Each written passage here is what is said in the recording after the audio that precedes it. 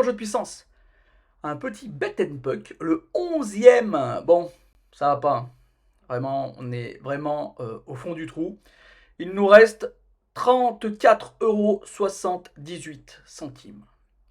Donc on est vraiment pas bon, il faut le dire. On a travaillé avec la collaboratrice, on a changé de système pour essayer d'être meilleur. Donc elle a créé une sorte de tableau où elle met des analyses. Bon, je ne sais pas trop tous les secrets quoi. Et ça donne des résultats qui sont plutôt bons. Ça fait 2 jours qu'on essaye le nouveau système et pour l'instant ils sont plutôt bons. Mais ça fait que 2 jours. Donc voilà, on est à. Non, 3 jours, 3 jours. On est à 77, 77 et 80%. Donc c'est quand même pas mal.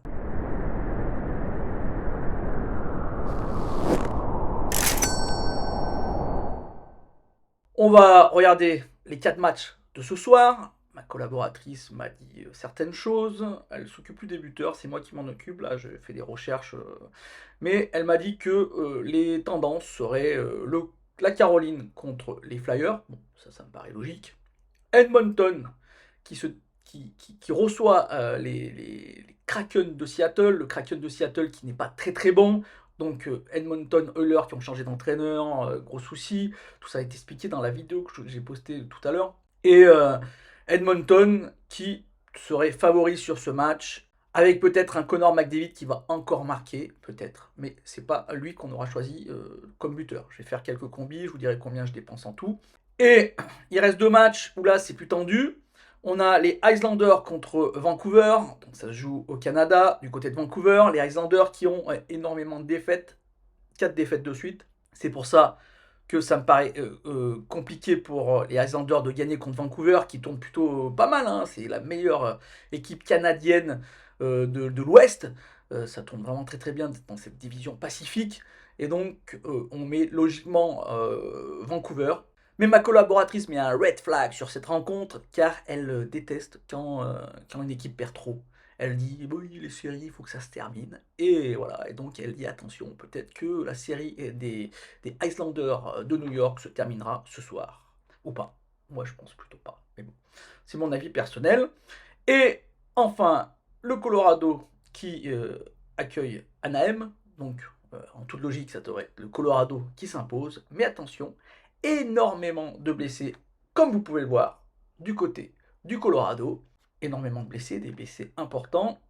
Anaheim est très très impressionnant depuis le début de la saison, une équipe qu'on n'attendait pas là et qui montre vraiment du bon jeu, avec des bons jeunes, même si Trevor Zegras lui aussi est blessé. Alors, normalement c'est Colorado qui devrait gagner.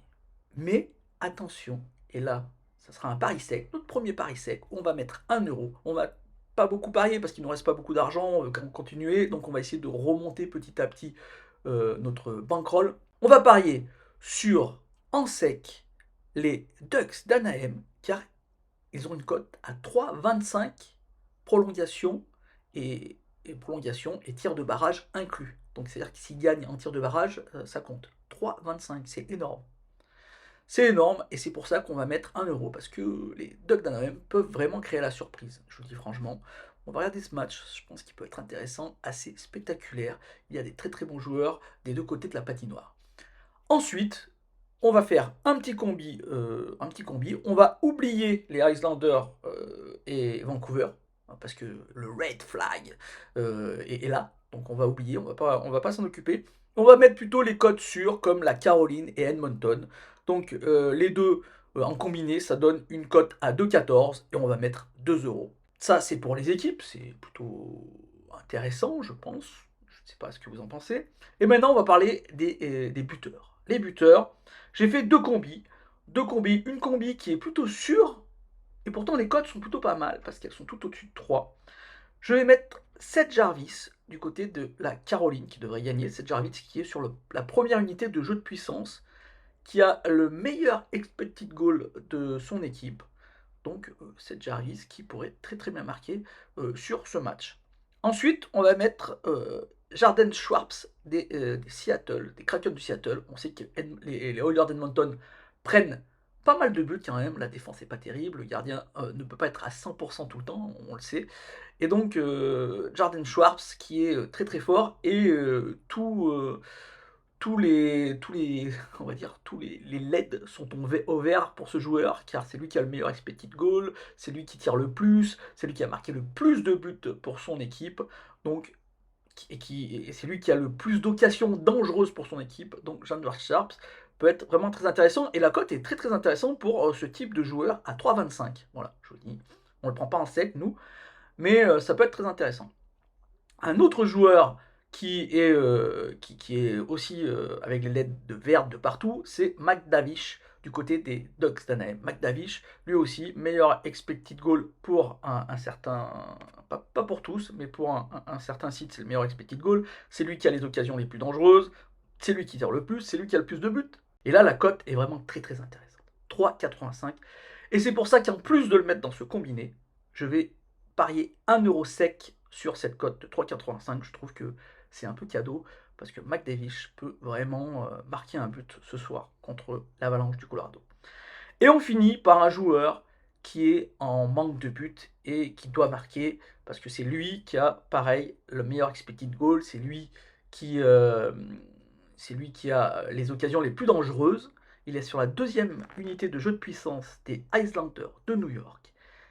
Et à un moment, ça va débloquer. Il a un très très mauvais pourcentage malgré le nombre de tirs assez impressionnant de ce joueur. Il a un pourcentage de réussite très bas et on sait que ça ne peut pas durer dans la NHL. Quand on tire beaucoup, à un moment ou à un autre, on marque. Et c'est pour ça que j'ai décidé de mettre Anders Lee à une cote à 4,2. Vraiment très très intéressante. Donc dans ce combiné, et là aussi, je mets 1 € en sec en plus du combiné. Je récapitule. Seth Jarvis, Schwartz, Tavish et Lee. Ça nous fait 4 joueurs pour ce combi. Une cote à 191. On met 1 €. Voilà. On croise les doigts. On espère toucher enfin un combi assez incroyable. Et le combi paillette, le combi jackpot, le combi incroyable, on va le faire avec d'autres joueurs. Les joueurs qui sont en manque de réussite. J'aurais pu mettre Anders Lee dans ce combi, je ne l'ai pas fait parce que je l'ai déjà mis dans le combiné 1 et c'est dommage, s'il ne le marque pas, on perd 2 combinés. Alors, comme ça, on a plus de chances de gagner. Alors, combiné 2, on va mettre Forsted, des Flyers de Philadelphie.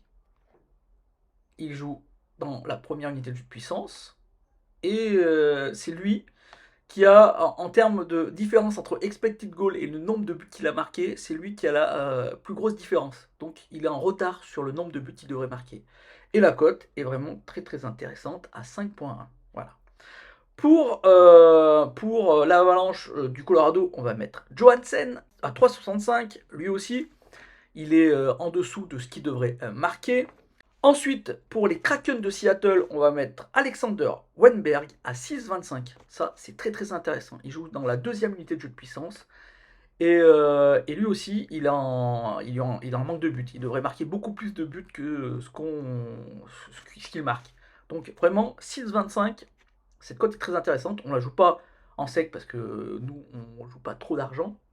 Mais franchement, si vous avez une petite pièce à mettre en plus, Alexander Wenberg, ça peut être très intéressant à 6,25. Et on finit avec un joueur d'Alexander qui ne joue pas malheureusement en powerplay, Holmstrom. C'est un peu le risque, mais il joue sur le premier trio des Islanders de New York avec Bo Horvat.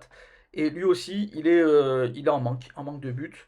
Et donc Holmstrom qui est à 6,25. Ce qui nous fait une cote à 349 à peu près. On va mettre 50 centimes.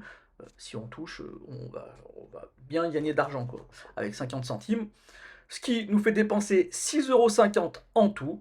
Voilà, on espère qu'il y aura au moins un combi qui passe. Peut-être un attaquant qui a une belle cote qu'on a mis en sec. Peut-être les Ducks d'Anaheim.